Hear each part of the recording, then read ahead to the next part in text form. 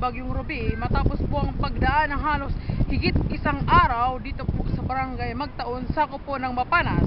Pakibidyo lang po doon banda. Kita po ang mga sirang bahay, doon pa po marami pong mga nasira dahil po sa lakas po ng storm surge na umabot po sa higit 4 na metrong taas ng tubig, na umabot po hanggang doon ang mga alon. So hanggang doon po, kung makikita nyo po, marami pong sirang mga bahay. Doon pa po, napakaraming mga sirang bahay ang makikita.